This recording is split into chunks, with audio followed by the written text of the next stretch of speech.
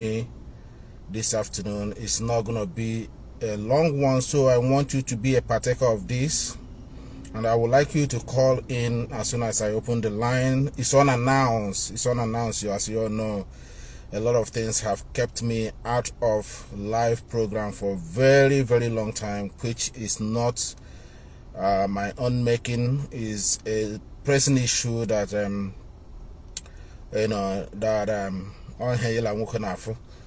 so it's been a very long time, and I know that somehow I'm visible in some updates and also following the trend of things, just to keep you also updated, among other IPOB media personals who are out there also making sure that the news is actually getting to the right people, and also our people are well guided.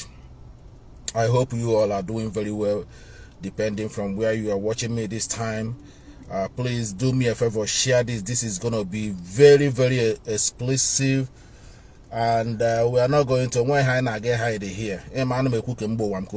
I don't, we get where we are today because we were honest, and there's nothing that we are hiding, nothing whatsoever. Oh yeah, my IPOB Kaji survive war, this unprecedented attack and invasion that we have never seen since after the war. Even the orchestrated insecurity that you see in our land in the last 4 years, which those who employed it have stopped it. Isn't it crazy? Isn't it very funny? But they have been tagging it on IPOB, tagging it on ESN. All of a sudden, those that are putting on their camera, they put them away now. They find where they are, just to close the track, just to close the evidence, just to, make sure that they cannot be tracked through their crimes.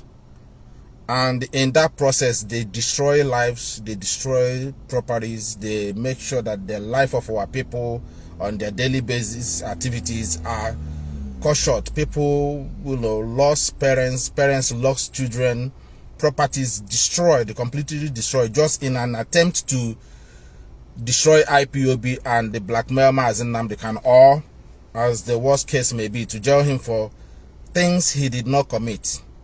And all of a sudden now, everything, the buffoon in Finland was, picked by the, Finnish government, and that chapter closed.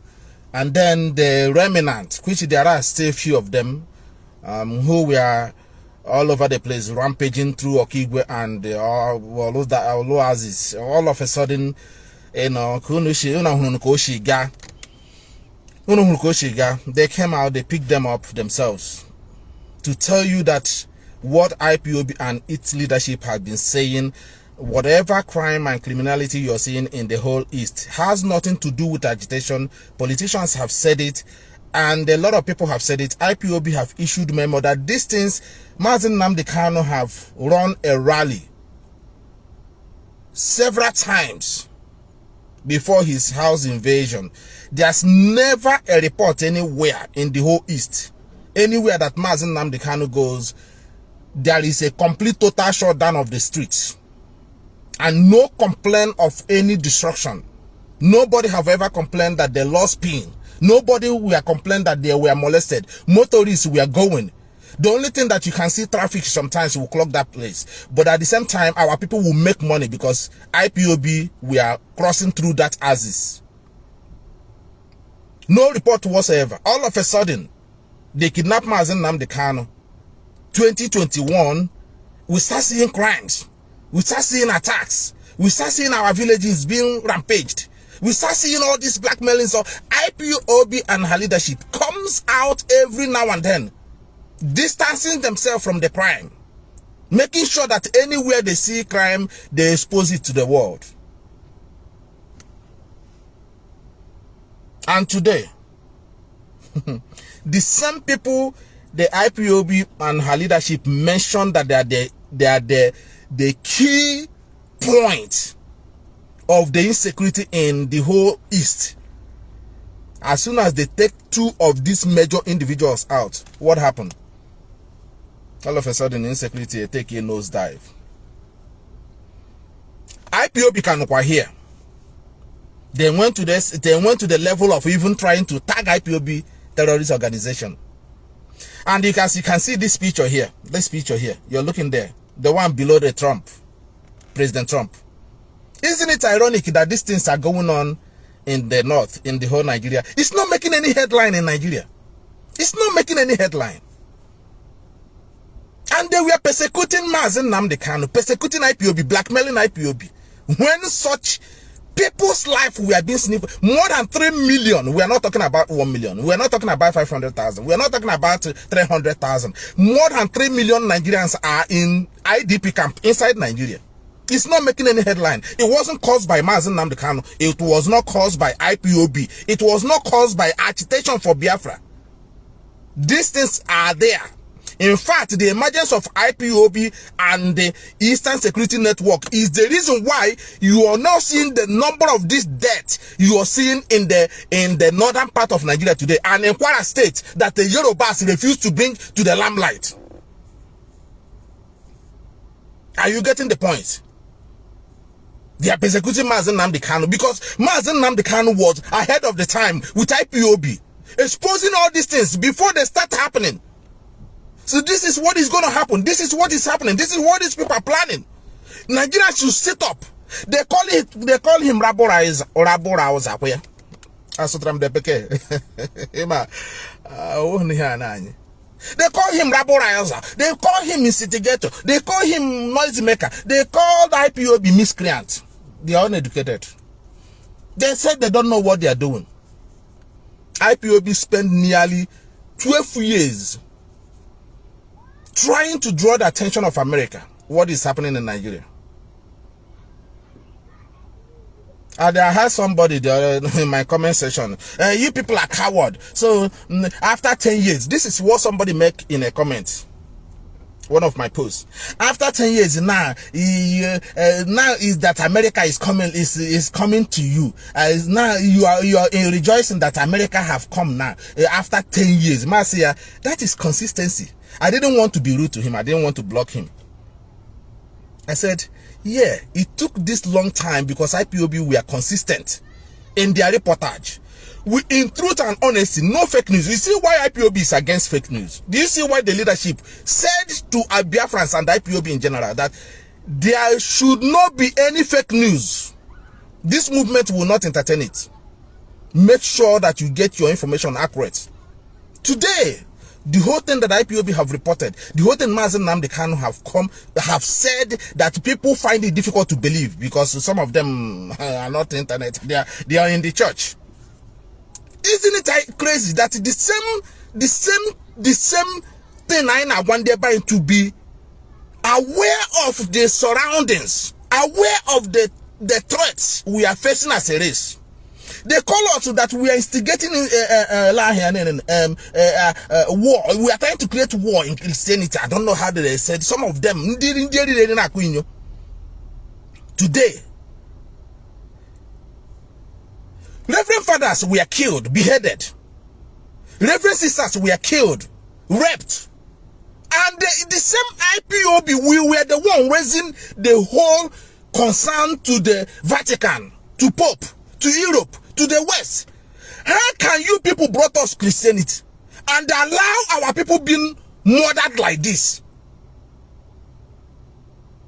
I know you people were, you know, and I say, okay, we've been left alone in this. We've been left to, you know, die like this. And we're not going to submit to this. We're not going to submit to this. We have to go back to our roots. It seems that this doctrine of thing is not helping us as a race. People try to twist it. We were not condemning church. We are not condemning Christ. We are condemning the program in which this thing is used to make us weak as a race. Today, the same IPOB are the one that is raising still the same alarm over even what is happening to the north. Where is your daddy Gio Adeboye? Have Adeboye said anything in all these things that is happening about Christians in Nigeria? Which we have also asked these questions in the past. Have they? Is Oyodipo talked about it? Has Oyodipo talked about it? Because they are former Muslims. We told you. They cannot harm Christianity as a way of making money. So they dabble into it and they find our people very gullible. So that's why the death of any Christian does not raise concern. They will never talk it before their congregations. Because they are part of their program. They are making money out of it. So what do they have to lose? We called our people to pay attention. They bullied us. They talk down on us. They call us different kinds of names. Even in Diana Zondo. Today, Oka YPOB na eku maka. Ebu na ebu ndi Christian. Okwa anyone on social media now. Today I met somebody today. Mwabeke onyocha can meet you today. I was talking with the onyocha this morning. Just this morning. And do you know, I was trying to talk about something else that is happening around the world. Do you know what the woman was? The woman dragged me into Nigerian situation. That the killings of Christians in Nigeria is appalling. A white woman here today, I was shocked that this news have gotten even to the to ordinary people on the street. And she mentioned Sudan and Nigeria. So if you think that what IPOB and some of us who we are calling our people to pay attention to this particular doctrine, look at them now. If this thing is not true, some of us, tell me why Adeboye has not talked about this when the whole world have been talking about it. Ordinary person in the street here today were telling me about the genocide of Christians in Nigeria. When Adeboye, who has one of the largest, members across the globe, is not talking about it. Oyodekbo is not talking about it. Kwara people, Yoruba people are being murdered in. Have you not seen the headline of yesterday? Yesterday, just yesterday, they came in the night. Sahara Reporters carries it now. Is Yoruba reporting it? They are busy talking about Nnamdi Kanu. I saw this one about Poshianya na channel television Zarashengu. Mbose Ojoa Nwoko, Senate Nwoko. Now, yeah, is South, is Anyama, are they Igbo? Are they gonna be a part of Southeast? Have they agreed? A small boy. Now, do papi ajuju, ne ajuju. Nwoko is an Igbo man. He speaks Igbo. His language is Igbo. His food is Igbo. His dress, everything is Igbo. A small boy in Yoruba on social media. Now, Nwoko mad hajuju. Nrogu Biafra. Now, are your people really Southeast? They don't want to join Igbo. Look at an idiot. These are the kind of journalists we have in Nigeria. And he's not talking about Kwara. That is a Yoruba land. He's not concerned about it. He's concerned about our people that they divided into South-South that does not exist in the cardinal point. It doesn't exist anywhere in the cardinal point. They divided our people. They are sitting there. Now Trump have talked about the annihilation of Christians in Nigeria, which is rightly so. The reason Nnamdi Kanu today illegally is because he is a Judeo-Christian, or if a Christian if you like. And when was Ejiji? Because he's an Igbo man. What is the offense of Mazi Nnamdi Kanu? Since 10 years now, since 10 years, they went to Kenya, committed international crime, kidnapped this man and brought him to Nigeria. Court discharged and acquitted him, which is here, right here. Look at it there. Court to discharge and acquitted him. And Nigerian government said no. First court, second court, third court. UN call for his release. Tell me why Nigeria is holding Mazi Nnamdi Kanu, IPOB leader, when Nigerians are dying in their numbers in the north. They created insecurity to divide attentions. Causing that the crime, the death that is going on in the north is the same in Kaduna and Kanu. and the Benue. It's the same with and all the same. People are dying now. People are dying everywhere. It's the same. So they created that artificial one to tell you that Ndibo does not harbor anything evil.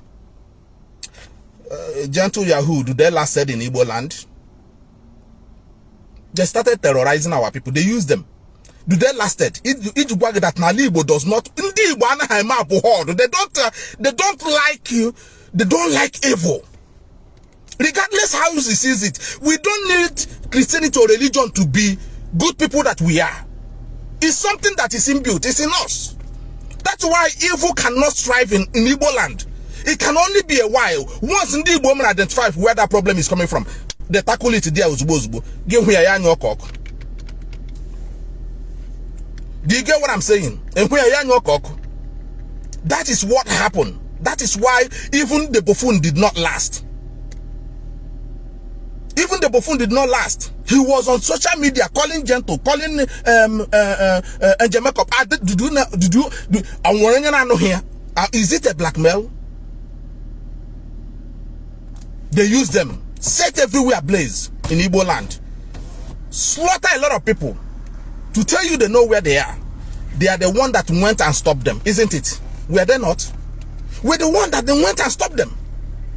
And today, until as we speak, they never give details how they caught those guys, what happens to them, and where they are. But the ordinary IPOB member, ordinary small boy, they will parade them. They will spread a flag, a fair flag, I don't know where they get, and they will get a then gun. They will place it in front of them. The same gun all the time, they will place it in front of them. This is IPOB ESN. We busted them. But what I will let you, when you people busted a real criminal himself, you people refuse to make public known how you caught him, where you kept him, interview him, let him confirm that he is a member of IPOB. Nnamdi Kanu did him. Do you see what we are saying? Do you see why IPOB cannot be defeated? Today, all of them have gone from the buffoon in Finland to the one rampage Rinolo. IPOB can go here. Can they push? Have you had any violence from IPOB since all these people were caught? Have you had any other thing? Have you had any other thing? Now, let me go to this something I want to say now before. Because I have to, I've been holding myself for a very long time. Because I'm has no blame game. I got no blame game now. 1 second. MNK has no blame game. But I have to say it today. Because this is how, we are vindicated. And that is the only way you will understand what is going on. We cannot be here. Our people will be hoodwinked. We don't want to restore Biafra that tomorrow somebody will just took our effort, our suffering, our prices we paid in this struggle and hand it over to idiots because they use propaganda to hoodwink our people. We are not going to allow such a thing. I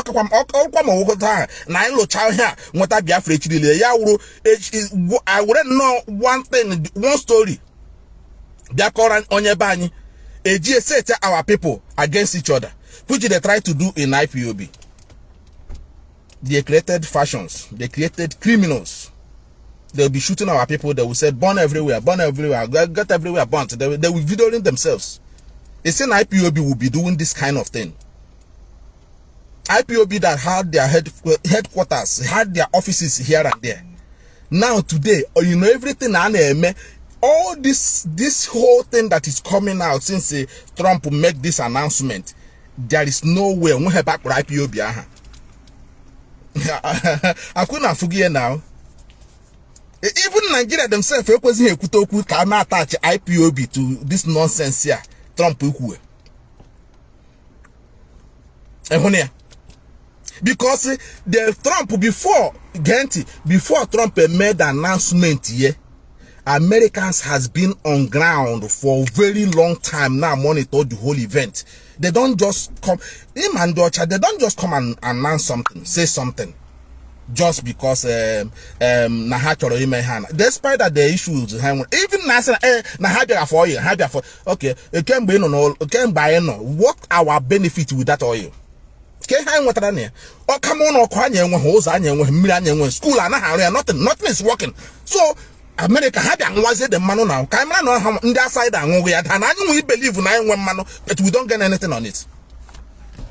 Isn't okay like that? Ole ihe chere. I'm going to pay the line. One hitcher no more. All Gahakama, that's a damn one of them. Than do not do I know in Nigeria that our people are being killed. That India Banyan for anything. If not IPOB and ESN, in here Megan Aquara today would have been happening in Ebola without anybody coughing. As they are not saying anything now, the outside, the Western world have been talking about annihilation of Christians in Olo. Ndike Christians in Olo, both my Ebubemonso, both Ebukobi, both this one Nenugu, said that Buhari is a Messiah. Adeboyo, Oyodipo, none of them have uttered anything. None of them are saying anything. None, not even one. This is what we're saying. Now let's go to this thing that is happening. Can you go to Cameron Accord today? Can you buy a cam summarize because I'm a papa now? You know, when we talk, sometimes people will just see us as we just I'm him got where. But we ain't gonna somebody now one of our coordinator here we will continue talking. We continue to inform our people because that's their job. That is our job, to inform our people, to guide our people. Otherwise, there will be, they will be victims. They'll be victims. How they've been hated in Nigeria. There is this terrible program, etc. in Nigeria that some of us did not pay attention. About that voice note of Shetima, the vice president, what they would do to Igbo people. Okay, and is it Adekule or what's the name of their man? Yali, I mean that conversation, that audio conversation. Will okay, people are what here. This program, etc. I will have a different program on that, but let me just say this a little bit. Let me highlight it a little bit. This plan now, etc. in a role for a very long time, and they're paying attention to. The Nigerian states, we are gradually executing it with the vice president whose voice was exposed at the time, was leaked. Let me use not exposed, was leaked. And what was this? First move they made is to use some of our people, promise them, you will be president, you will be prime minister, you will be president, you will be governor, you will be senator or whatever. Nyecha all these promises enyere ha. Ngwa unu ga-enye aka ka egegide Mazi Nnamdi Kanu stop IPOB from her name. The high kwere sorry agegide him run the job agegide him spend the billions gawa all the way to Kenya. Gebru Mazi Nnamdi Kanu bubata n'ụlọ. Ndị ahụ dịkwa involve kakwara n'okwa n'ihu today na-eme ka a free Mazi Nnamdi Kanu. I don't blackmail people, but I will judge you based on Haitian on and I hit you in a public. Because I would say they said that Mazi Nnamdi Kanu went to the mountain. They were telling their people, those who were involved, what Haitian their network, if you know, you know. If you know, you know. When Mazi Nnamdi Kanu, I know not chair. IPOB members, the leadership, everybody know not. These people were busy using the Twitter account Mazi Nnamdi Kanu, need tweeting misinformation. The only people today they claim money after Mazi Nnamdi Kanu knew that Mazi Nnamdi Kanu no in trouble, or say that now if you know, you know. Not just in a mountain, they can't enter no more in a mountain. The same language. That was the time they were selling Kamazin to make sure, because Mazi Nnamdi Kanu no the very slim, so they have to do what they have to do. Did involve and share go here and there, not the job. Mene Mazi Nnamdi Kanu. Talk to ya. I want to be audio. I want to be interview na radio. Can you believe that? Ebo interview na radio. See that na touch us in Mazi Nnamdi Kanu no alleged. Can you believe that when you hear Ifanye Jofo giving clear details of what happened during his own time, and another person there now call one na radio Ebo interview. See that na touch us in Mazi Nnamdi Kanu no alleged. The same person see that Neji Mazi Nnamdi Kanu na Mazi Nnamdi Kanu gra no ikpechi ikpe. How imuna dey water the game anako. Eji prolong go to the case of Mazi Nnamdi Kanu. That's why I told Mazi Nnamdi Kanu to pay attention. Lanya around you. He was busy deceiving the public. And they deceive the public. I bet you any like Mazi Nnamdi Kanu. He returned gone today. So this game anako about Ndibo. KG Mazi Nnamdi Kanu. Election is scale through. Election one nine woko pito binani election or win hands down. Even win Lagos State. Win Lagos State hands down. Clean. Anani ahunu bam omuhonye kuroku akajiji kwa Mazi Nnamdi Kanu because I'm all na Mazi Nnamdi Kanu no aside no matter what, even though no ru na emechasi na wo onye achiga na ugbo were do ochichi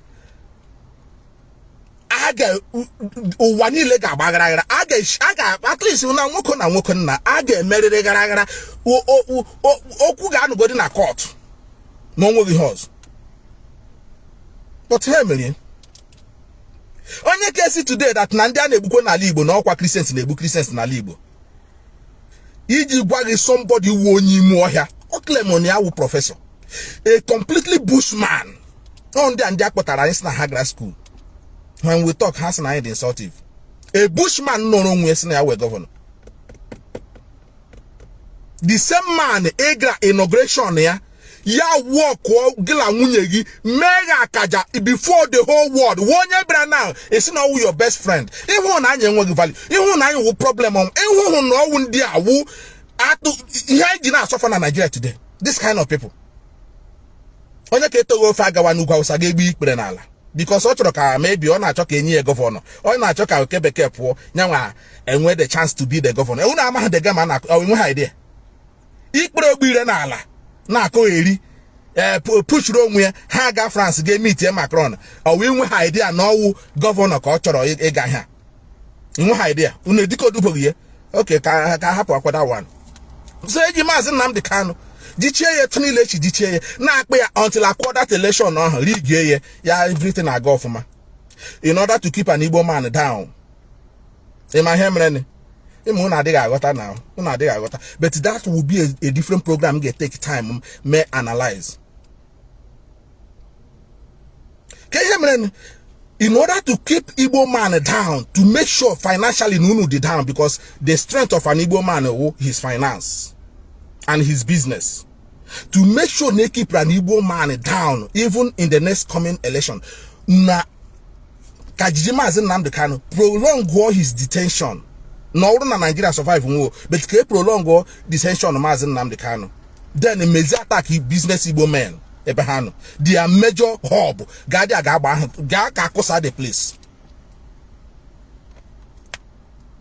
In one idea, I got Lagos. Let it unannounced, let it business, and a business depot. Let me call it that way. Business depot, epicenter of Ndibo's business. Let us something in where you can self. Ghana, Europe here. Ghana such a clean place the way they made that particular trade fair area. Everybody destroyed. I got that place. As far as I can see. Okanya where you can who be there. Like this, but all the place. Ihun Bekro Dala. I give you a certificate ala.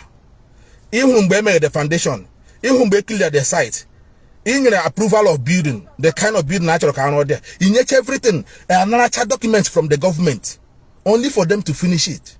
If they are about way, what here overnight, we bulldozer. bulldozer everything with him why hand model. Butwoye bamnala. Because I'm not one of the stronghold of Ndebanyamana Lagos, at least mainly Lagos and connects to Abuja. The man build through the results. He used through David Omahe, get the result. This man he used through how many millions of dollars build to a resting place. I said, "Na Ozo na get that place." Buhari mehie, Buhari mehie. Jonathan is smart. They couldn't use Jonathan to do it. They couldn't use Buhari to do it. They use an Igbo man. Use David Umahi. Gelere results one niye nwoke. Ndi Yoruba na emenwu because ha man ndi Yoruba mehie direct. You will know that it's them. This one hemre now. You will have the backlash of it.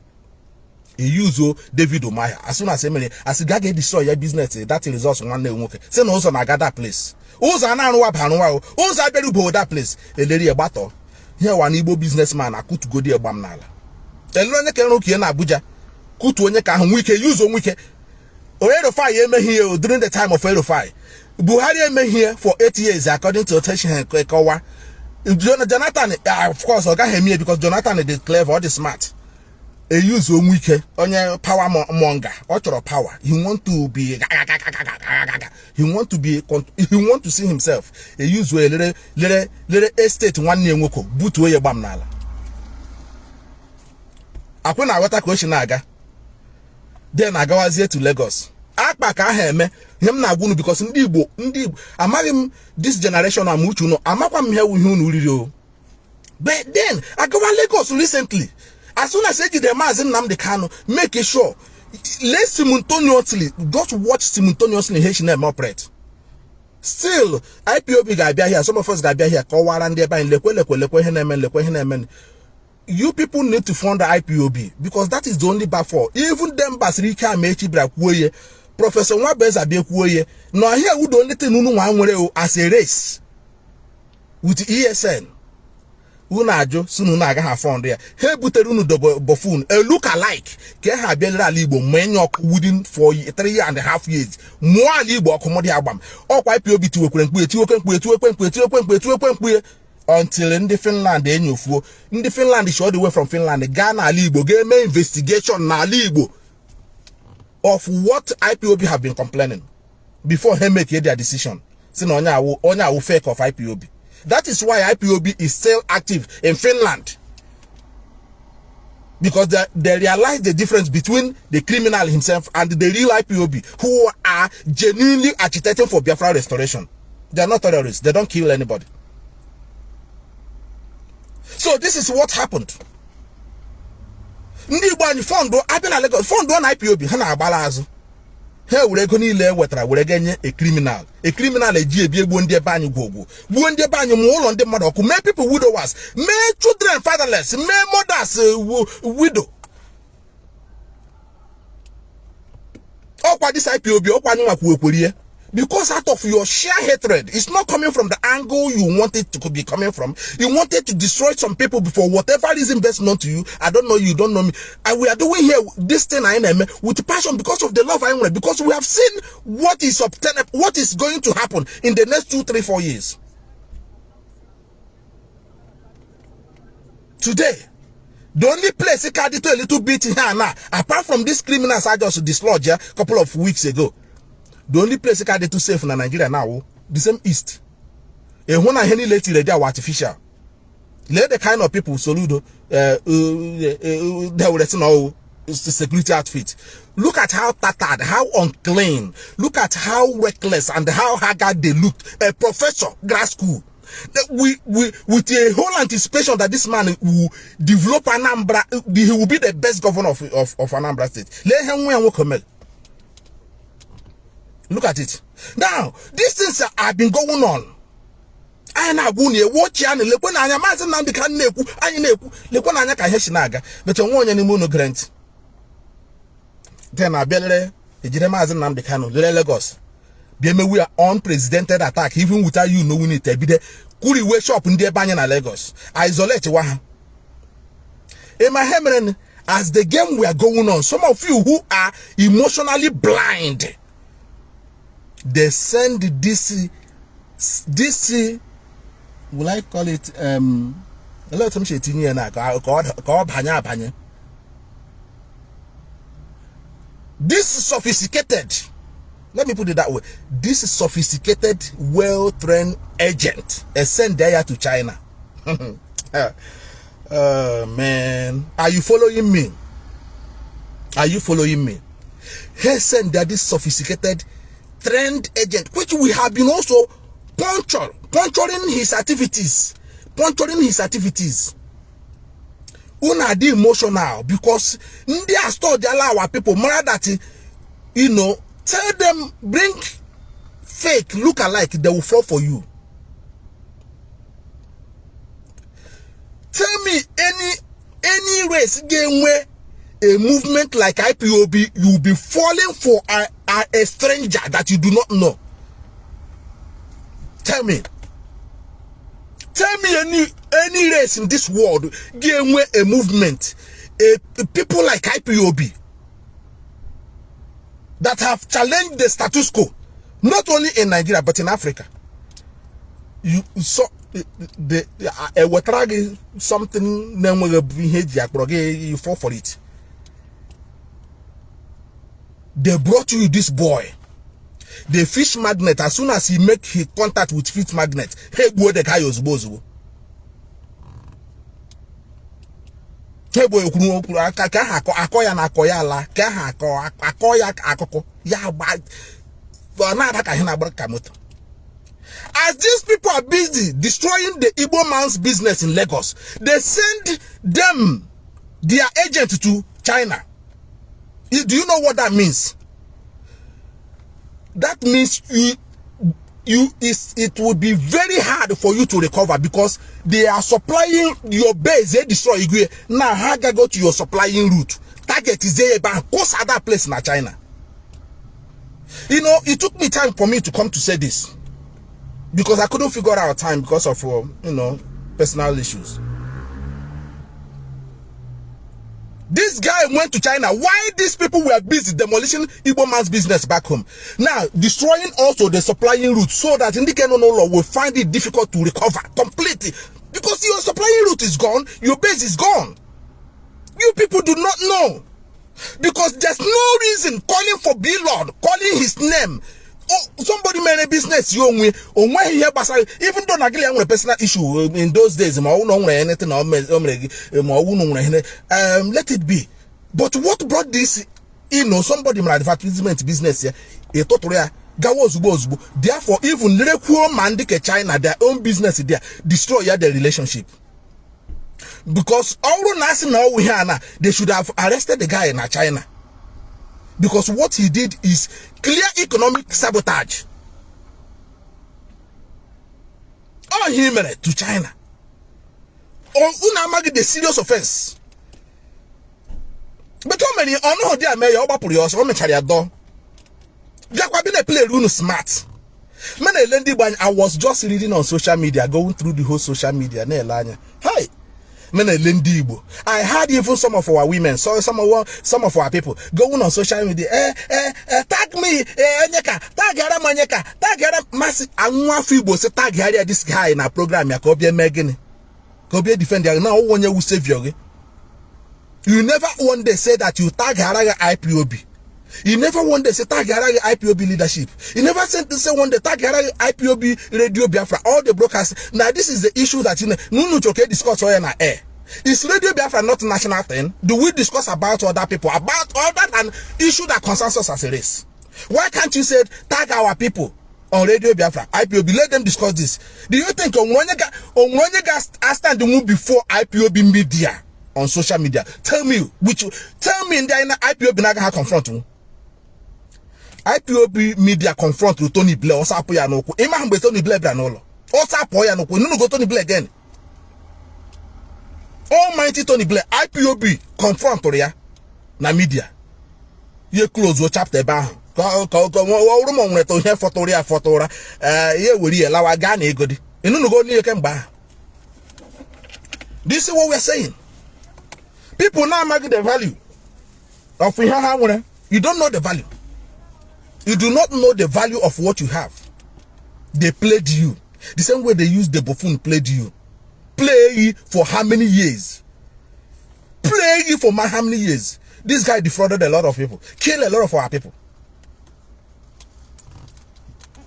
Niage went through war machine. Niage went through airplane. Niage war here now. That his men now is confronting Nigeria now. He's bombing Nigeria as we speak. I got Finland. We have declared Biafra in Finland. Till today, nothing. Nothing whatsoever. Here now warn about this guy.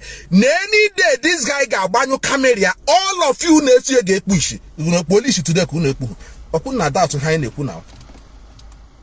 Because I won't pass. I know has no to here. I know have here donate, give us money. Rather in the TA we warned you that this guy soon not support the point how cost right now libo. Yeah, for his remnant, he use well, let libo lani. Let I want mama everywhere me work. Jembe hedge now. No, let's my gaga plan was also now. Which I'm not surprised if they will raise another group. You know, as they are destroying Igbo man's business na Lagos, exactly Hesheti Makuru. Hard the busy. Gawako International engage here the place in the buy in the business that place. Kuroto bato the place. Bato ya in a broad daylight. Ihundi Igbo na shaya. Ihundi Igbo ne defended the guy. Or potabia gun upon that. Or say this engagement here or go no to na social media that it will not go your own way in your favor. What does that tell you? Do I blame him? It's an Igbo man that gave him the very first person that donated 100 million naira. 100 million naira. Warm like this. When IPOB that is defending our forest, the reason Fulani jihadists have no invaded Igbo land, doing what they are doing in Kwara State today, is ESN. Nobody donated money. Nobody. Somebody will go. Obanshi, a small boy. I barely almighty Igbo race. Now talk down on our people. You are not talking about one people. You are talking the whole Igbo race. That all these things, it will not go in your favor. He owns social media. Almighty Igbo. Why IPOB is here? Because IPOB never wanted to engage him. Sometimes how are these people can anybody coming to fool our people like that ignorantly supporting them? How does Onyibo destroy business here na Lagos? More connection na China. Destroy the connection there. Tell me, how do you recover in such thing when your country doesn't support you? Tell me why. Since you people not you people can spell everything out. You want us to spell everything out for you.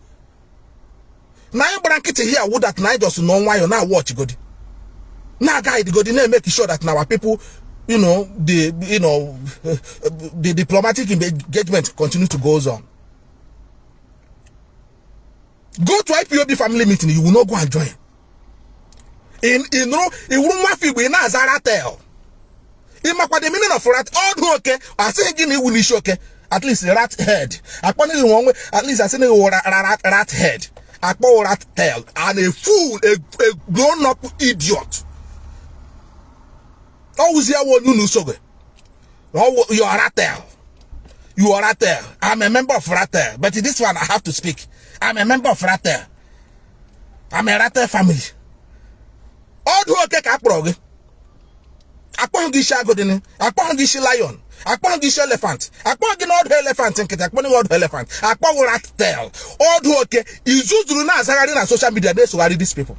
Hell, let our people need destroy here and there. Go all the way to China. Bring our business down there. Every connection messed up.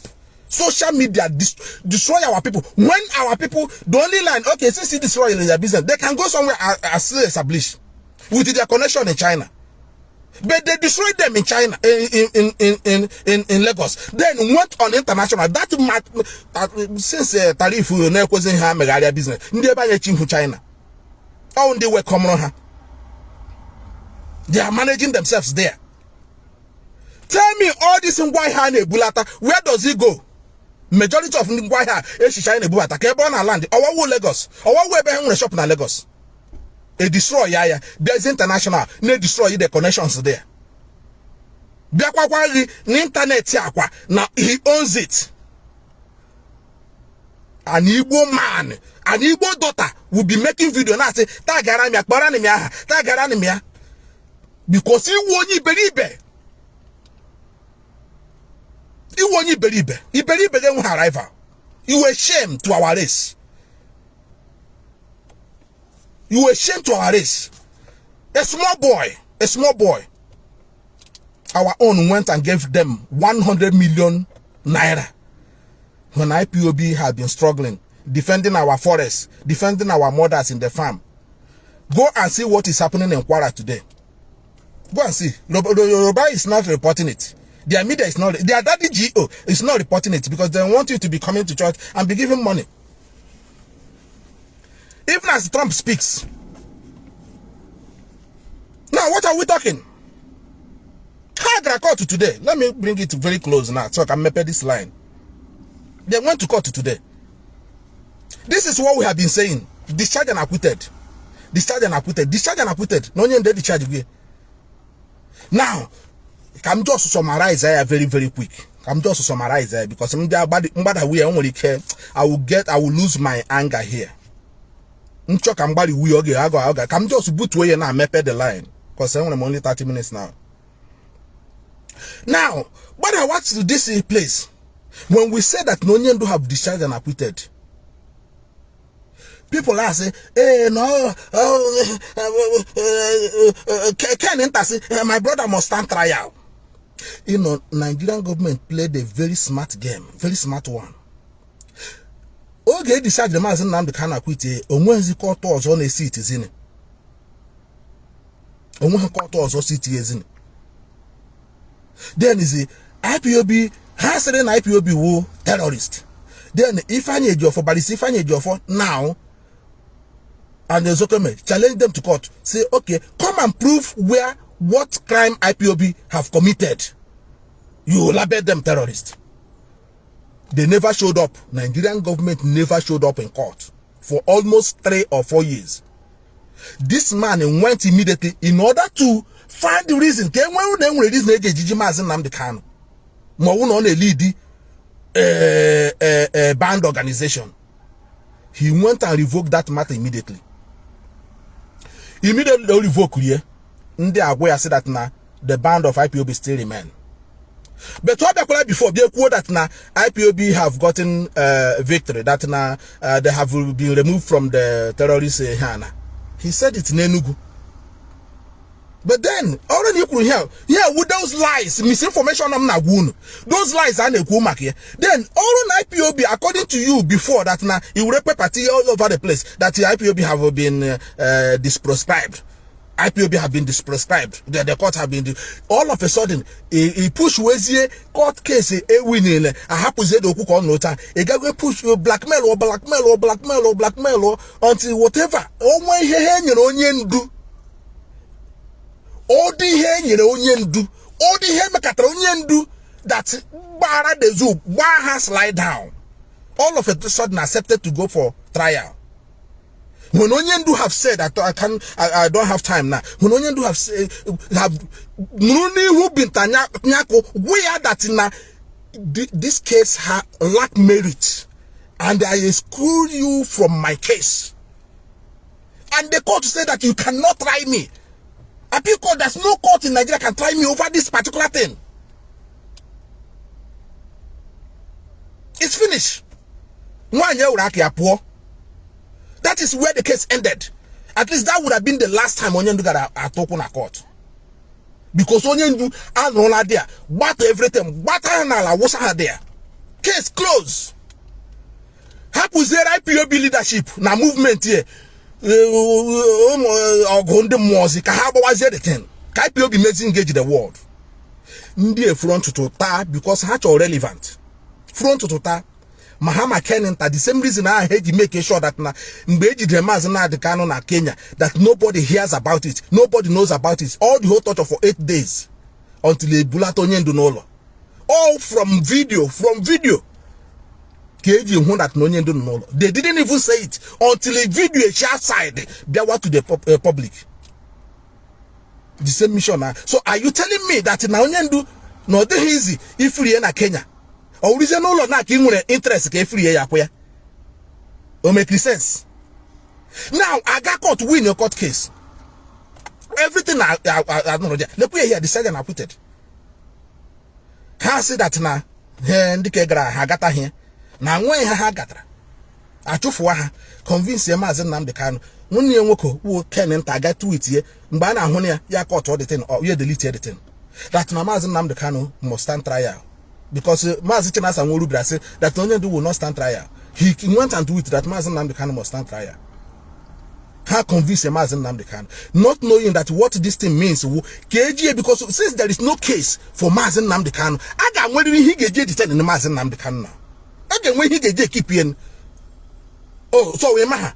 So they trick them, whether they know it or unknowingly, is what I don't know. It's them and their Chukwu Abiyama. It's them and their Chukwu Abiyama. Because there is no more reason, since the charge are put it, there's no more reason to detain Mazi Nnamdi Kanu. So forgive me when he get detained Mazi Nnamdi Kanu keep away, he must put him in a new program that will give a little bit upper hand, not here, give a little bit you know, above. Because no reason now, no reason now. Court that have ended. They will say Mazi Nnamdi Kanu back to trial. Today, what they are saying, since they just they didn't do it right.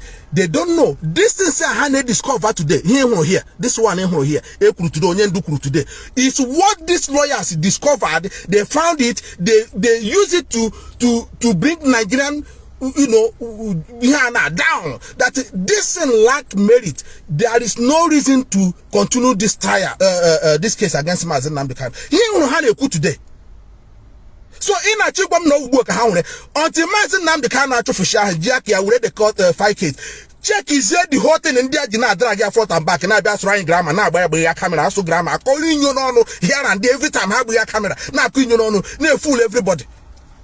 Mazi Nnamdi Kanu Jack ya guys you discover oh na warrior na be trial convince you na trial for bail conditioning. When there is this thing lack that's when this case lack merit, there is no reason for case to submission casino organ. How did I ended up here? But now the Nigeria all Joseph Carlo for the other day to confirm exactly how Mazi Nnamdi Kanu on a court case. Okay, on a court case. Or what we hope. No one asked I want to trial.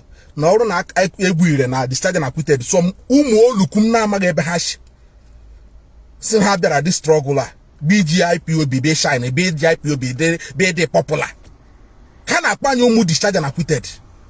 Look at it today. Mazi Nnamdi Kanu went and discovered the reason why he was discharged and acquitted, but unfortunately accept to come to trial. So banya put up on Onyendu for you even accept in a trial. In a chico what decided and acquitted is irrelevant or what? Are you how? Explain this to us.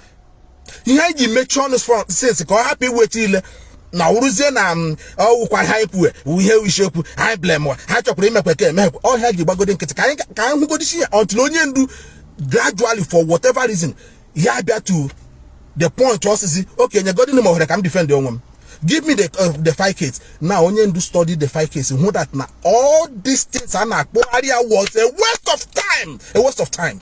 A waste of time. Today he said it. Let me see. Let me see what he said in court today. If I can find it. If I cannot find it, then I'll open the line. Just give me a minute. Because I have only 2. Hey. Let me see if I can get it. Let me see. I thought that I sent it. Oh, I don't have it. Hang on. Let me see if I have it. Now, this is what Onyendu. This is what Onyendu kuru na court today. Okay? This is what Onyendu kuru today. Mazi Nnamdi Kanu speaks boldly in court today. Mazi Nnamdi Kanu told the court that before he can begin his defense, the federal government must establish the legal basis for the charges against him. According to him, the court the court owns record shows no valid law supporting the charges making it unlawful to compel him to open his defense. He henceforth asked the court to order his release. Are you here? There is no reason for his now. So the court want Onyendu to open defense on what? On what? What defense do you want him to be open when the court have discharged acquitted him previously? So he will come and be saying something on our Malaysia and all here. Since he gave one on what he say, bring out in here support your accusation so he can open his defense. He said no, you must open defense first. Open the defense on what purpose? On what purpose? On what ground? When your law says that this thing you are asking him to do has no backup. So you want him to be talking about police has to do not say anything here. You have the right to say anything, or you keep quiet. Whatever you say here will be used against you in the court of law. That is what they want to do, Mazi Nnamdi Kanu. So whatever he says now will be used against him in the court of law, and he understands this and said that he demanded for his release. Because here he was okay. Now Mazi Ifanye Jofo they saw it, they presented it, and he was discharged and acquitted. These people are throwing back to trial. Let them come and delay for over 2 years now. Chipo have your camera, have put an in court, here's a picture, have call rubbish, when the fact is there. Go to the root of the matter. That is what we are presenting here. Look where Mazi Nnamdi Kanu or white or do you see what we are saying? Do you see the reason why the leadership is angry? Do you see the anger? Do you see it? Because some of these things, who were earlier before time, has to know one or truncate the whole thing. I try me go into the protest one. I try me go about. I try me go help him in a protest. But this is exactly what we have been saying. This is the reason of the charge and acquitted. That is it here. That is what Mazi Nnamdi Kanu discovered. Man and their warrior now for almost 2 years. Delayed caused his delay for freedom. They think we are fools. Nine blanket and I just blanket. Can you root at this point here? Can you accuse you? So if you want to call in now, call in on that number there, please. If you want to call in. I will oblige you. I have only a few minutes. What do you refute us on what we are saying here? So you cannot ask me to begin my defense when you have not stated the law under which I am being charged. The record of the court shows there is no law backing the charges. I suggest to be released, my lord. Please take judicial notice of all this record before the court. This is the words or the words of Mazi Nnamdi Kanu in court today. Now, between us and them, Olanya did it right. This and I need to make a law school to know the common sense. It's common sense. I don't need the law school. It's a common sense. We can see it. Oh, but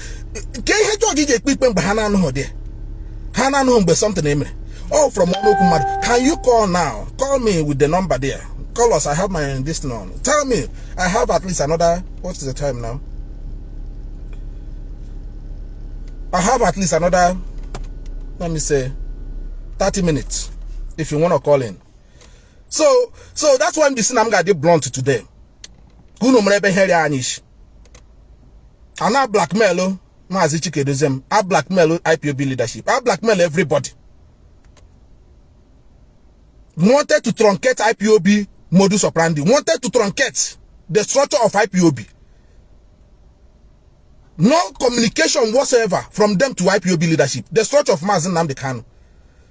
They wanted to make sure that Mazi Nnamdi Kanu did not see anything outside his detention.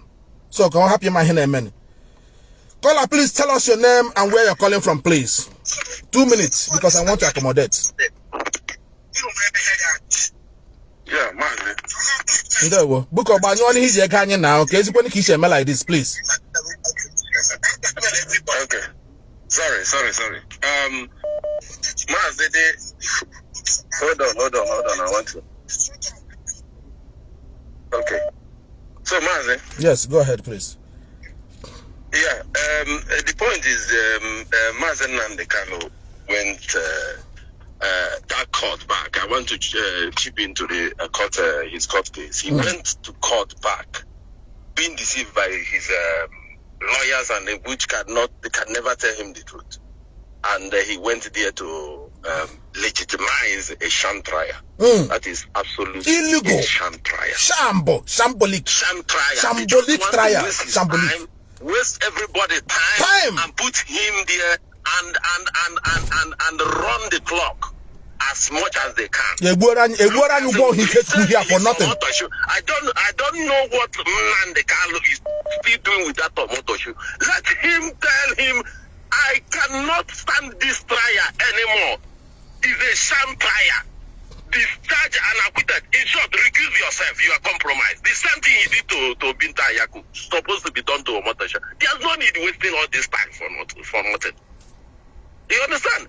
Tell me the charge, the law of Nigeria you are charging me. The Omotosha say, continue. I will tell you later. Can you imagine? What kind of nonsense? What kind of country is this? Somebody in a court, before you charge somebody in a court, you tell him what is crime. He's already present here. Go shari and some about defend here. You offense, and on this law we are charging you, and no matter you say he will not do. Continue your trial. A trial of masquerade as a witness. That is what I'm trying. The same thing I be rejected. My brother, my head is wrecking. I don't know what, and Omotosha can't even tell him today again. And they are wasting time for nothing. Look, there's time for nonsense. IPOB, we should be ready. Ndibo should be ready. You recuse yourself. I cannot continue this nonsense. Recuse yourself. You are compromised. And that give me is over. Mazi, that is what I have to say to you. Thank you so much. More calls are coming in. Please keep calling. This is what we are talking about. They are killing people in the north. Kwara State. They are murdering people. They are busy. Look at dragging mass. Look at Trump. Look at those who did mad. Did you see this kind of thing committed by IPOB or Mazi Nnamdi Kanu?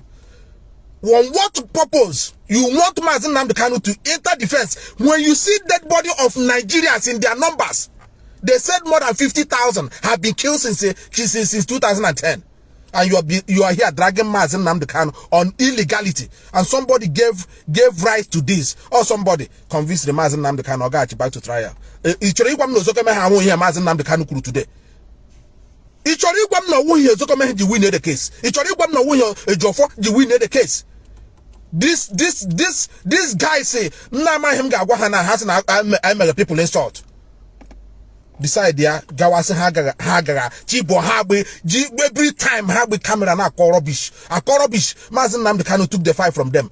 Discovered that his time has been wasted for no reason. There is no law backing what you people are charging this guy against. There's no law.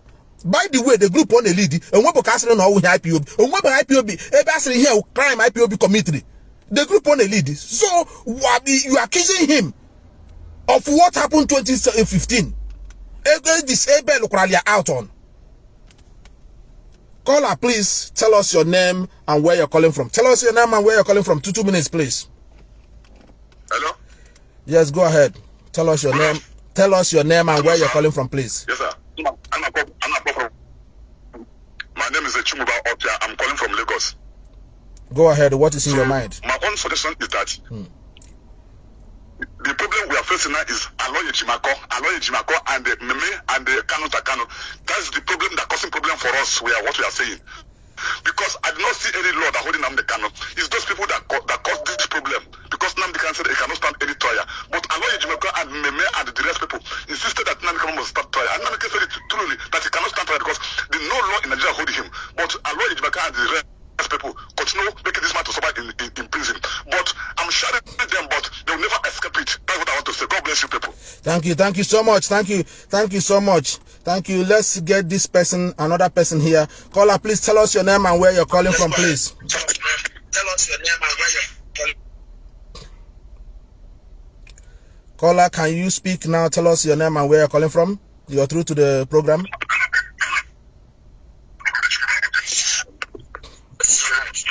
How can somebody call us, have his gadget on? Yeah, of course, he has disengaged. So this is what we're saying. This is what we're saying. The drag Mazi Nnamdi Kanu back to the nonsense. He used he prolonged his stay. Now the same person I yesterday, 2 days ago, they now a newspaper. Every Mazi Nnamdi Kanu now or risk no vote to 2027. The same thing came in Taku few months ago. Over Sayi, 2027 is coming. So what you're telling people, oh my God. So what you're saying now that Mazi Nnamdi Kanu Gano till 2027. The same thing I heard Kurie from Kenya. Ekuro 2021 against 2023 election. Can somebody be proud now? That agreement Mazi Nnamdi Kanu 2021 that he did not fulfill it. Now 2027 na ha again again. Na ga hu again. Or what we hear that mean? Caller. Or what we hear that mean? Are you telling me what we hear mean? Eh? Let's hear this person. Caller, please tell us your name and where you're calling from, please. Ndewo. But also the phone is ringing off the hook, yeah. I'm calling from Dublin. Ndewo, Mazi, go ahead, please. Mazi, if I know na IPOB leadership, but many people are not about good leadership, you know. Black men are going no Ghana. Mazi Nnamdi Kanu now our leadership will take affairs of IPOB. No, I want to take affairs they want to run it themselves. Take affairs of them. You know? Okay, leadership because discharge and acquitted Mazi Nnamdi Kanu. Leadership after what they are standing in discharge and acquitted we stand. Discharge and acquitted. Look at us Hagar school here. This Hagar school engineers, mad people, Ndiara. I just don't understand. They turn our people against the leadership. These morons turn our people against the leadership. And today, look at where we are. Look at where we are. Indeed, believe it. We are starting from the beginning again. You know? I got back to the square root of the stand that we stand. Not after almost 2 years of wasting of time. Almost 2 years. If not, Mazi Nnamdi Kanu Jiraki and now the 5 case. Jiraki Agwazie through who said that Nahana Kwari and with the issue, wedding go on the basis. It's only one this lawyers are here. But why had you decided I quit here before? A trick here, the compromise. A trick here, okay. Make sure that he accepted to go to trial. Make sure we can prolong his detention. Can we the reason? Because our national stick on that is decided and put there will be no reason. Somebody called to decide and put it. But Kita in a Kuzo was in I cannot try. Whether more will go try more, we have happen on the now. That is how you happen on the yes, that file there, Mazi Nnamdi Kanu take it over years or years to get so. I didn't even take it that file, get away, you take many things on your manke, the other one, and they caught the hours in negligence. Again, I just don't understand. If just something, I bet you look that at that, you know, Mazi Nnamdi Kanu dictated by the judge. And the lawyer said you open a half here, no negligent or something like that. Something as tangible as a court case of a leader of an indigenous people of Biafra, you know, but in order, we there here, I'm not here. we watch him and we are fighting for it, you know. So, Mazi, Ndewo, Mazi, thank you so much. Thank you for your call. That's a call from Dublin there. Thank you so much for your call. Of course, that is the way it is. That is the way it is. They did that with insecurity. During this period of time, with insecurity, we are not able. We can make sure, you know, few people were calling when this brother was on phone. Please call back. Call back. You have, at least we still have about 20 more minutes to go. Call and make your own opinion heard. Where we are today is, if you haven't watched this program, it's one of those explosive, I would like to call it, you know, is comprehensive program that I did here. You can share it, come back to it and listen to it again, and you see what you will learn from it. Of course, they have called. Caller, please tell us your name and where you're calling from, please. I'm Kinsley, calling from Anambra. Okay, and there, what's in your mind? Go ahead. There, Mazi. Mazi, because actually, you talk about a man, MNK jele Italy or Russia. Okay, Japozo. Alone, you Italy. Alone. Although Maxwell, but I have an opportunity to raise funds to make money for themselves. You know, they want to form another kind of parallel IPOB, which they will be using to extort money. You know, that's why they make those moves. And so I think that's, I don't know. How was you know them now? That's no Nnamdi Kanu errand boys. Okay, because I'm a rising sun. You know, I could move. Rising sun. Rising sun. I just go. I chop me cook na that one. Errand boys can. Ndewo Mazi. Ndewo. Because take IPOB now, by the way, as we are preparing, also tell them to also prepare for us. Because they cause all those shenanigans for us. So they should also prepare for us.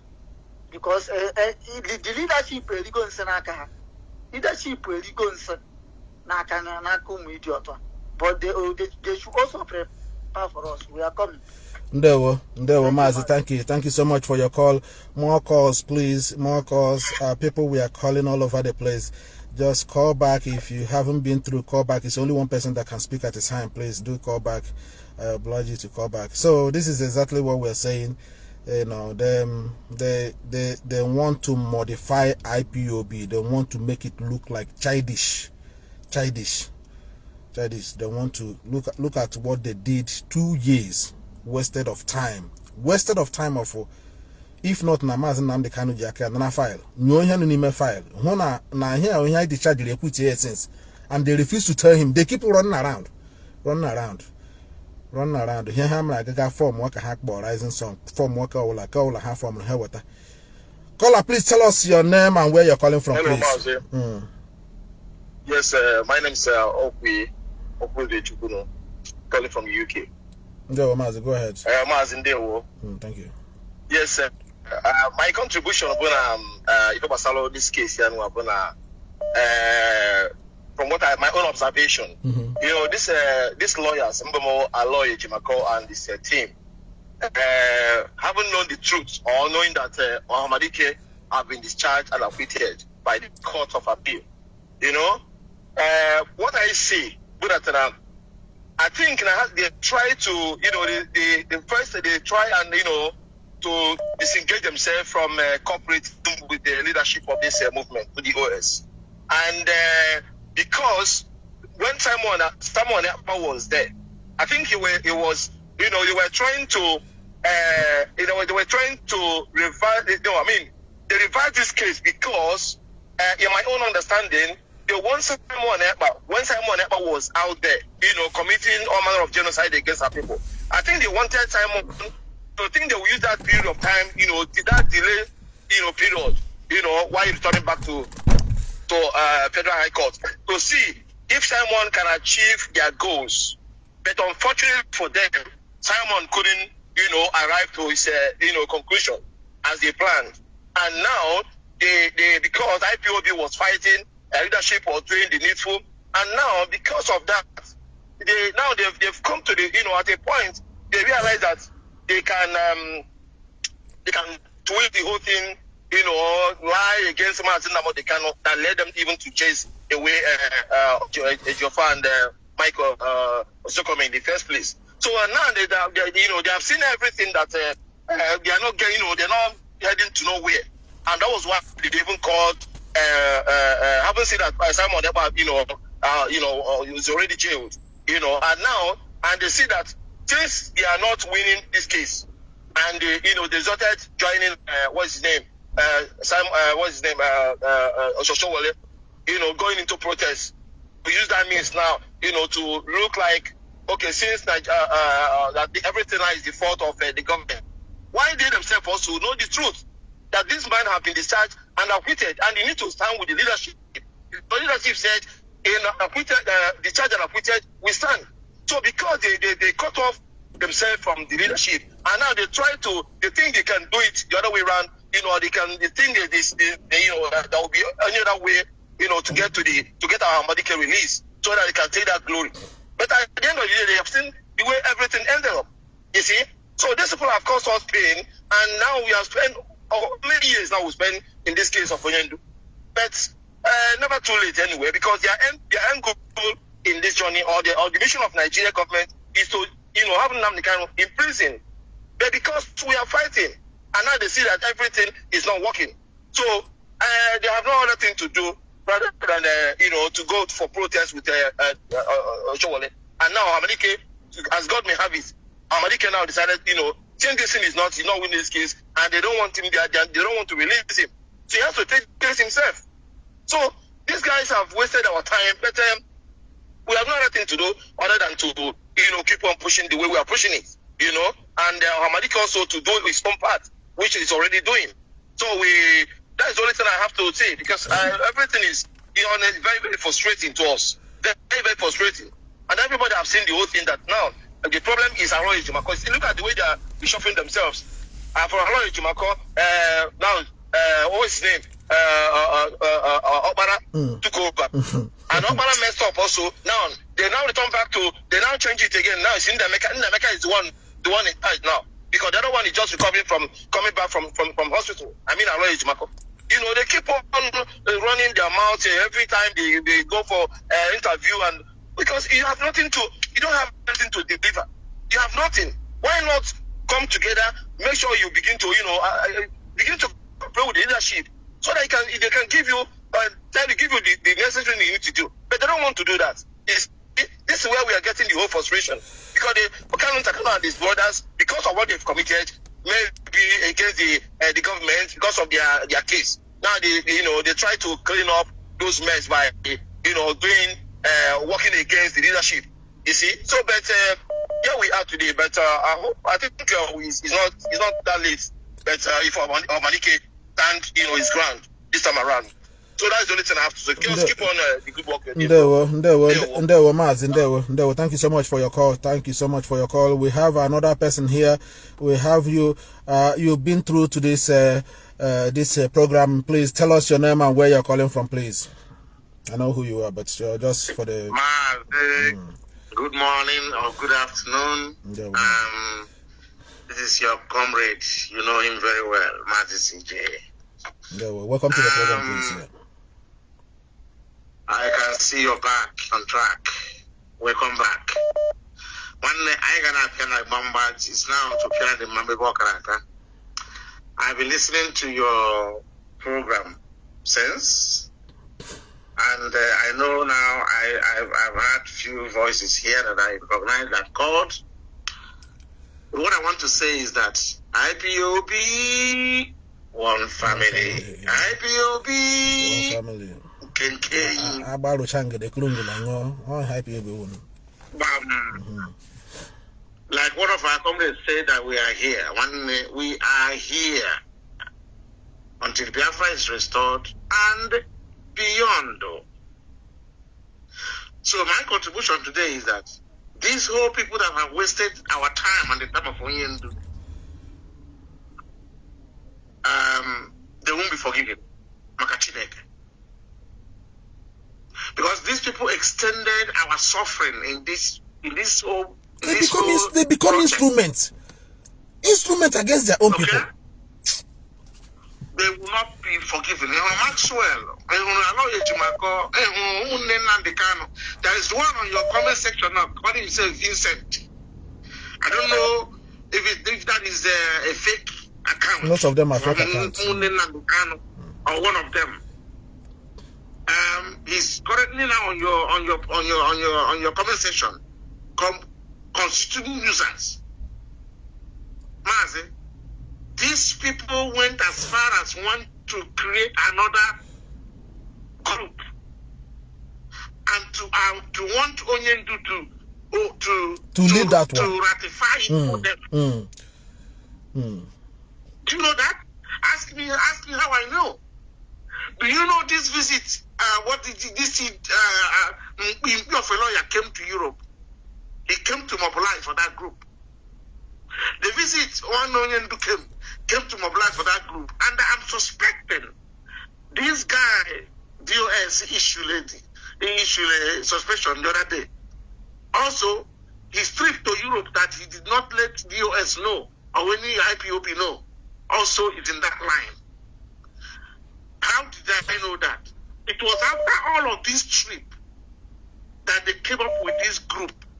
They want Onyendu to say they should raise fund, sunrise, and whatever. They want to make sure they create another group to be ratified by Onyendu and throw IPOP away. I'm an Onyendu is a Ndarupa. That's what I call him. They don't know who they're dealing with. Like IPOP, Onyendu have trained. One day, I know here, Onyendu chekolalu ancha bijiji na all these things when you're in the farm cultivating, you see it in the sun. All of them were plugging around Onyendu. He took all of them and threw them in the toilet and flushed them. And now his eye is clear. Mazi, we are here. Onyendu is not entering any defense. Heaven will not fall. How are you, Nigeria? Well, thank you so much. Thank you, comrade, for making it very, very, very, very briefly, because call is coming like crazy here. I just want to come and see how many people I can take now before going. Please, the person that was calling, please do call back. The call was ringing off the hook. My goodness me. Can you call back so we can give you space to speak? At least 2 calls. We are coming. Yes, of course, they have called. Let's see what this brother have to call, whether brother or sister. Please, caller, tell us your name and where you're calling from, please. Yeah, this is Leonard from New York. Mazi, thank you so much for your leadership. I'm so proud of you guys because I want to uphold the leadership of IPOB, DOS. We are gone forever. It's indeed, I want anybody that listens to my voice right now, let me tell you something else. You guys not know. I want to know my hair, Flanese and British. I have cooked for Biafra. You will know that now that it's like your rage is about to wipe off. Should go and be thanking the US. But the US most of you guys not know. Some of them, the government have bribed indirectly. They try to form another sunrise. They try to use Mazi Nnamdi voice to say that he's the one that authorized to write his voice. For now, the meaning of doctored video and what is really coming from Mazi Nnamdi. So that place in Mazi Nnamdi can confirm that nonsense. So that is the right place. He can get your Mazi Nnamdi can confirm for their fundraising. Look at the face of Mazi Nnamdi on that video. Tell me, is it the right place to go and ask Onyendu something like that? You see? People now hanyele na karoro. Unu chura na ime nwuru onwe awu just onye obula mere ka onye ara. Mazi they program it and they make it understand it as just to deceive the gullible one. Kango no Biafra, Kango no. Nigeria government combine 20 times. They cannot destroy the US. They cannot destroy this movement. I tell you the truth. But because of how foolish we are and how foolish the way we reason, that's why we never know. onwe ya go no na one room na puta na feel on no yes MNK kina so what MNK understand very foolish people that cannot even feed themselves. You will not compare the able men sacrifice their life, sacrifice their time. They were meeting upon meeting. They were the ideas.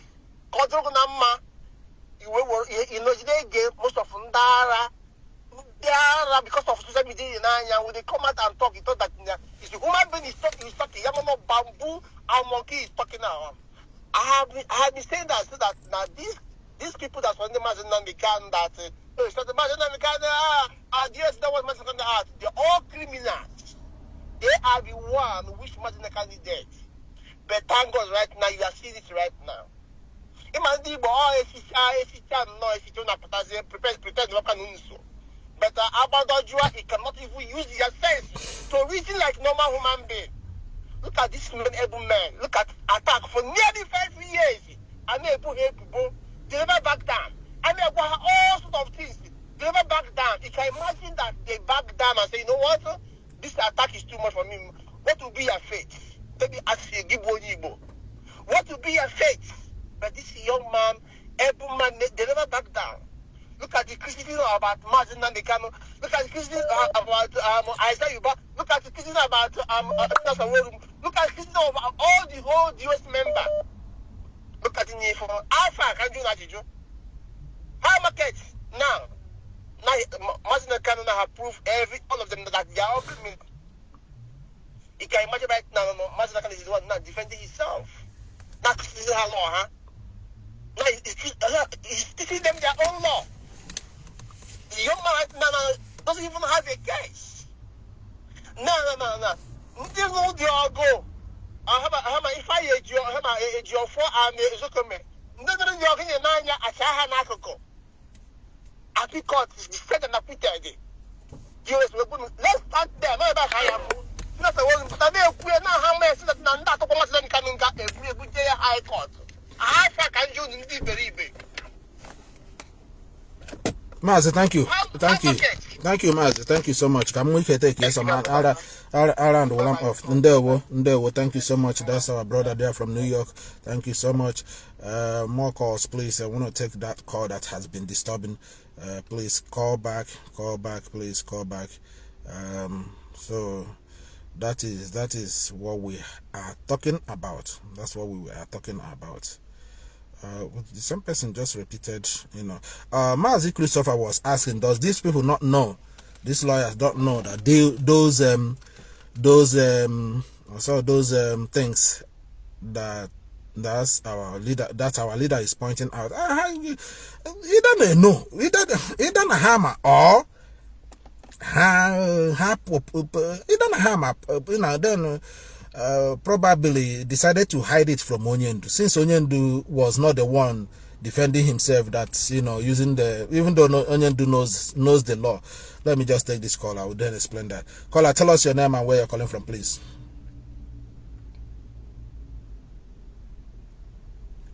Caller, can you speak?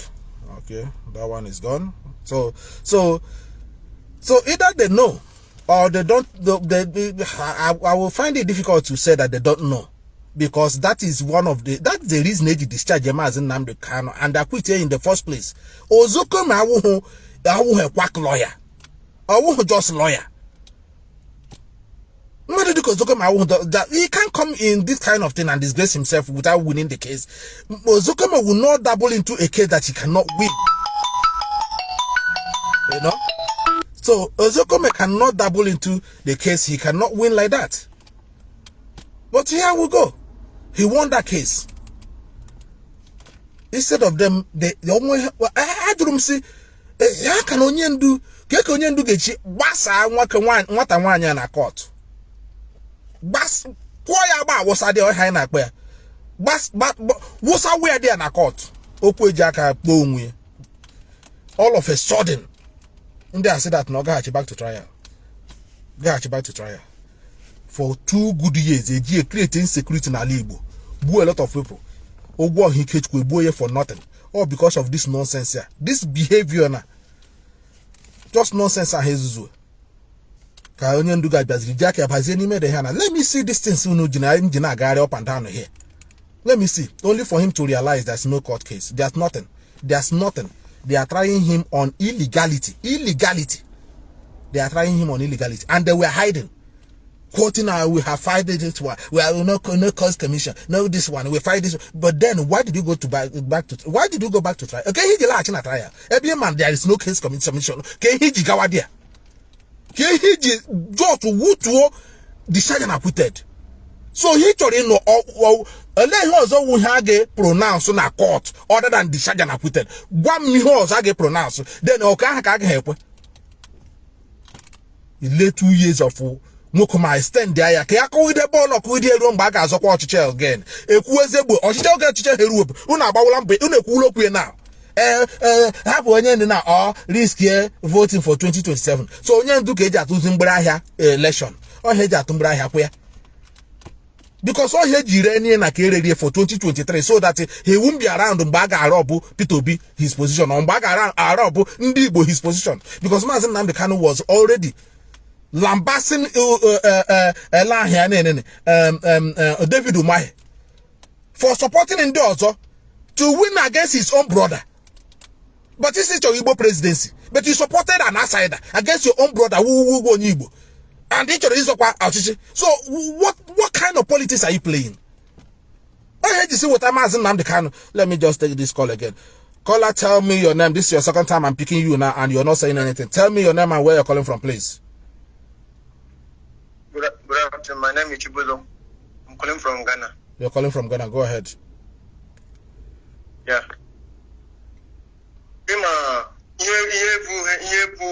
All these trials na court na experience na due to I think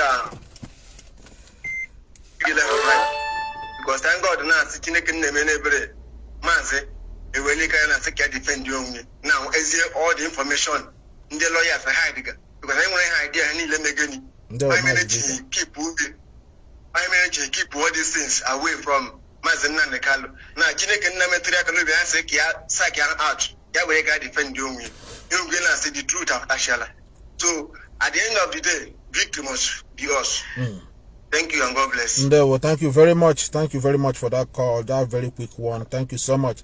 That is exactly the way it is. You know, it's good now. No matter how you sees it, no one do discover that there, you know, that he was actually discharged and acquitted, and there's no case. You can't ask somebody to put defense. Or the camera you now. Get one yet more ampota. You be kidnap or Mazi Nnamdi Kanu. Body I be caught. See it instead of giving way present something. India blindfold through the same thing IPOB against no secret trial, no blindfold, no mask trial. IPOB campaign trial before, and the thing did not hold. India won't reverse those things. That a mask person. How can you go to court to use your mask to testify against somebody? If the person in testify, he won't testify against him. At least he testify against him. Only I got saying yes, before. Yeah, confirm I know him or I don't know him. If somebody could change you, don't you know that this is a false witness? When you cover somebody's face to go and testify against somebody, when the person that you're testifying against does not know you, he doesn't recognize your voice, how then can he accept that the allegation you're levying against him is right? When he cannot confirm that he met you or he knows you anywhere. And all of a sudden, you brought all these things. And you go there, they ended up by saying, I'm not aware. I don't know. I'm not aware. I'm not aware. Up to 5 witnesses, masked, not aware. And that's what equal defense on top of it. Which defense do you want him to put when the witnesses, false witnesses you brought against him, they cannot, substantiate their allegation against Mazi Nnamdi Kanu? Eh? Caller, you will be the last caller here, please. Tell us your name and where you're calling from. You'll be the last caller, please. Mazi Kama from Dublin. Mazi, well, first time in my program. You're welcome. The guy who called you bad. You couldn't hold yourself. You decided here to poke nose. Go ahead, brother. 2 minutes, because okay, Mazi, I want to give you a little bit about the church matter you said before. Okay. You know, I was in Redeemed Christian Church. Okay. Mazi. Here on a Redeemed Christian Church. Mazi. You understand? That is when I understand the Mazi Nnamdi Kaluku. And what did he say? He said that Oburu Nibu Onibu Neju Kandi Yoruba Nihe problem na your brain. You will idiot. Imagine what do you use about that time.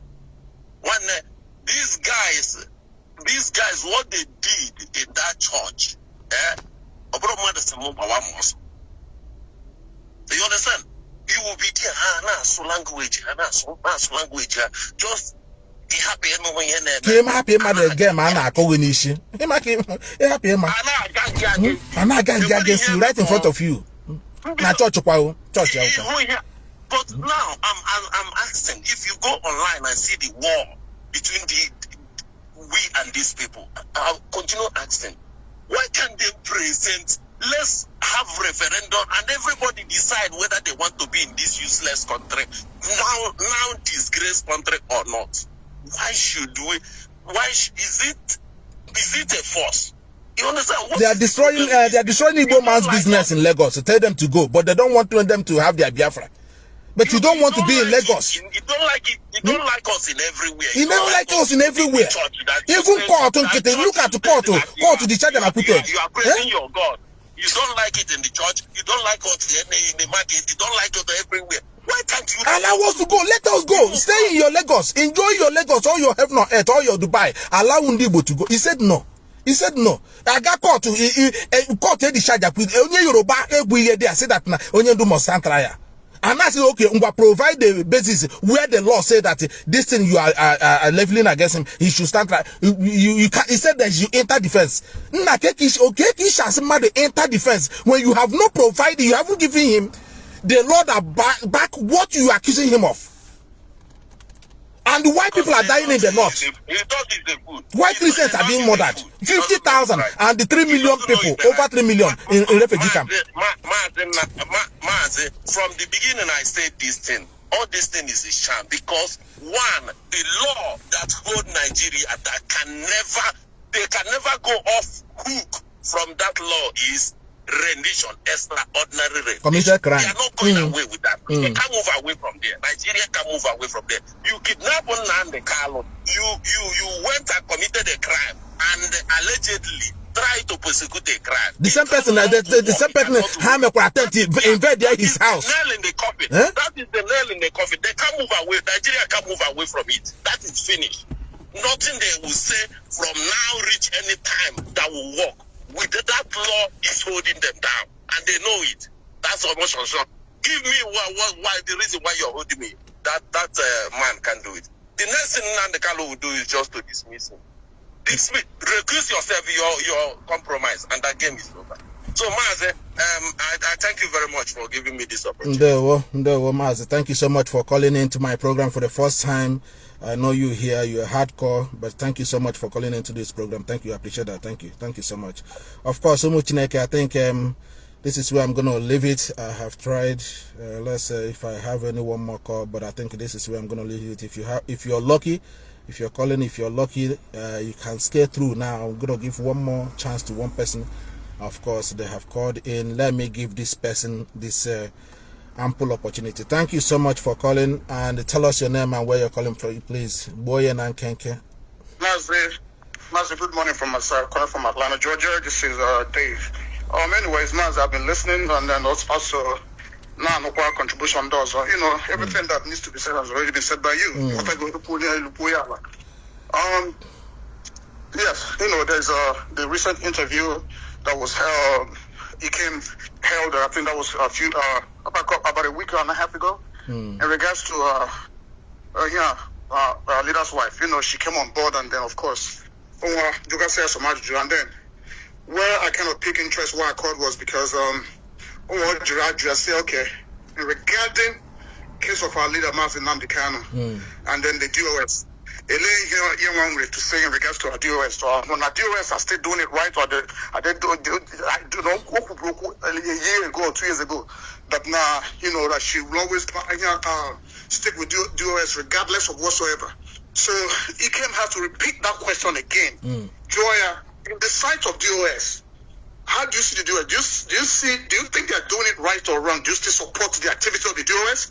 Outrightly, of course, she answered yes. The DOS, whatever they say goes. And on top of that, on my job, he can say, okay, if you're not supporting DOS, if these people get angry and say that, they're done, they don't want to do it again, who do you think you're hurting?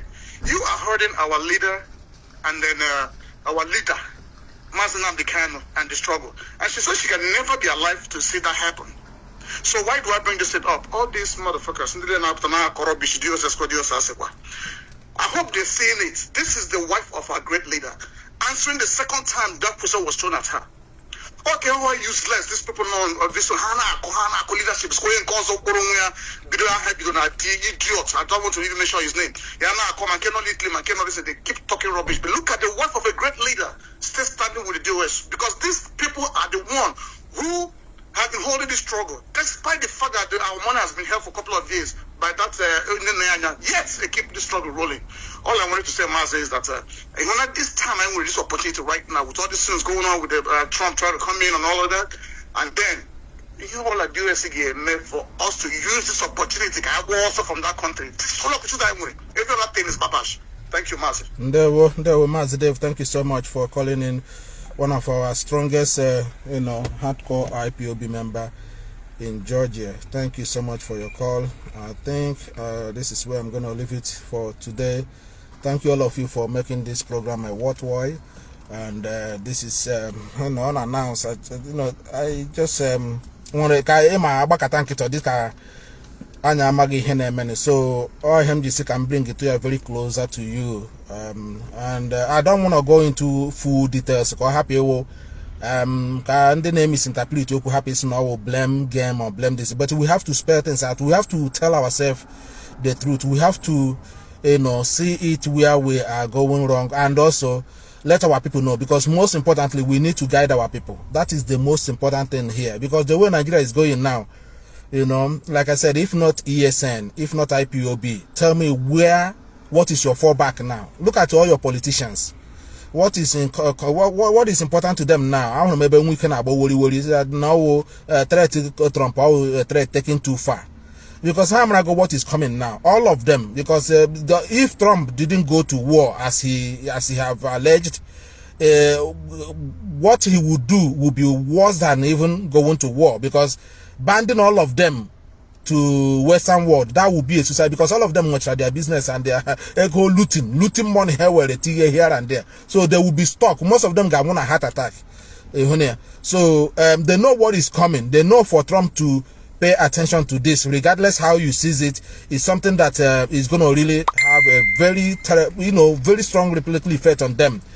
So whether Nigerian Christians, of course, almost 80% of Nigerian Christians want America to come in and save them, and that the GOs who all the power on earth cannot call their brimstone on, and the they cannot call them anymore, the power to come and save them, but as I said, it is what it is. I want to sincerely appreciate all of you for coming in and joining me today. Anytime I have time, I will also come and also give more analysis and also give more opinion of what I think of what is going on. So I just wanted to step in today, because it's been a long time I've tried to come in and say one or two things, but due to personal issues, so I couldn't make it. But at least I'm very glad that I'm able to at least say one or two things today in support of our people. You must remain very, very strong. Remain very strong and remain supportive to this movement. And I will appeal to you, all you genuine IPOB members. I know some of us were hurt during the time of the invasion of Ekperima and the autopilot. Some of us were hurt. So I can appeal to you some of you who genuinely walked out because of the way things went that time, because you could not understand. I think everything has become very, very clear now. So I will suggest and appeal to you to return back to IPOB family anywhere you are and make your own quarter, because here I miss opportunity and the America but here we very big time ample opportunity.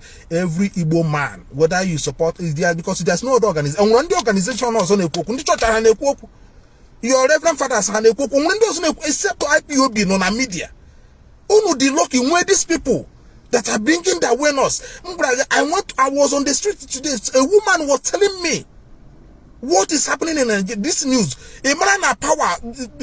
Imagine that the thing is spread. They are to send a street person here now talking about the massive killings of Christians in Nigeria, the persecution of Christians in Nigeria. Which Mazi Nnamdi Kanu is one of the victims. A Christian. The why he's been persecuted. The level he's been persecuted because he's a Christian that comes from a Christian tribe, if you like. So regardless, so this is the time now. Everybody must come out and support IPOB. They are the frontliners. They are the frontliners. Support IPOB in whatever you can. You support ESN. Gumi can remain defiant. Gumi remain defiant. You know that in America, my attack and I get one more casualties. Na hage bugogo. Na the Christian. And that is obvious. They will do that. So the thing is that our own area should be well prepared. And the Kendigano defense or ESN. Unu need libertana. Kamini hapo ili ani au kwa ina ha mania for very long time. Aina ha mania. Aina ha mano kwa unu na azwa ha gacha uchindi ofem mano na diga careful nunwa. Akpo one idiot to gawra China gonna maybe she ngwa handibo. Unu akpo ya siya savior. Rise kunu misplacement of priority na deku una hapu IPOB na ga donate ego support on the unu old work ratel akunu ratel unu so ha grazie the real people obasakwuru at least in Nigerian news na ekwugode na that na IPOB sogode na ndị na push for nwere onwe adịkwa onye kpọ IPOB terrorist no law onwe ihe ọzọ ekwu ezikwe na.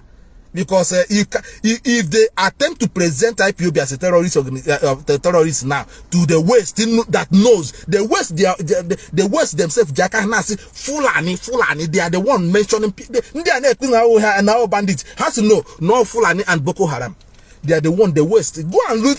The news are everywhere now. Go and see the reports of the Western, both CNN, NCBC, and all the rest of them. Go and see the analysis. They are saying it's full, and none of them is. I'm going to say no IPOB. I'm going to IPOB. Because I'm an IPOB is genuine, and IPOB is registered in the Western world here. Why can't you support this movement? Why can't you go to IPOB family meeting and say that I am a Biafran concern? I want to support. What we are doing is legitimate. It's not against the law. It's a legitimate. Because that now they allow here Benue, the one movement, so they can't defend themselves that much. The Kaduna Henweg movement, they can't defend themselves that much. What Henweg movement? I'm not talking one itself. I sent it to go and defend the Hanus in Ozana. There you go. So, I said that we should abandon Biafra. But you see where Yoruba politicians were singing Oduduwa national anthem. They said Oduduwa national anthem. They didn't sing Nigerian national anthem. But they want you to abandon IPOB. They want to abandon Biafra. They want you to abandon Biafra. But they were singing Oduduwa national anthem. And our own politicians are so selfish, you know, using the militia attacking our own people. In attempt to blackmail IPOB like Soludo is saying. Somebody that walked you out from his inauguration. He walked you out with your wife. You went with your wife. The man disgraced you on the day of his inauguration. He walked you away. Disgraced you and your wife. Because he want to be a governor. If you know your best friend, you know your friend for 22 years. If you are Anambra, a popate na oka house, where chichi na libo. Chichi. The same nonsense Emre Buhari. Cheye Buago one. Ebine Yishago. You get Buhari asokwana nyako. sometimes I don't know, but thank God for IPOB. That's all I can say. Thank God for IPOB, and thank God for the leadership of IPOB that did not buckle or back out the way you people were, attacking them. The way you don't even know when they turn you against your own people, those who meant well for you. Those who meant well for you. What many politicians now? What many politicians? One that has speaking in your favor, that cares about you. They are talking about election. That's all that matters, and they don't care how many people have a boo now, just to make sure that they clean into that office. When the world is talking about to rescue Christians, IPOB is talking about the rescue of Christians. And you yourself, who are the Christians that are being murdered? You cannot even support those who have volunteered themselves. America got be a meregi, but it is what it is. Thank you all of you for once again joining me. I want to thank you, Mazi, Mazi Chigos Rimo Keke. Thank you for coming around. Eva, thank you for Eva Young. Thank you for Edo Ejike. Thank you so much. And Mazobi. Thank you for being here. Christopher, thank you so much. And who else I have here? And Wada Favor, thank you for coming. And who else here? Mazi Nedu, Mayor C, thank you. Mazi Mark, thank you for being here. So Mazobi, thank you. Nkiru, thank you so much for being here. Wada and again, that one have jumped. Thank you, Mazugo. All of you that have been here, thank you so much for joining me, and keep sharing this program, please.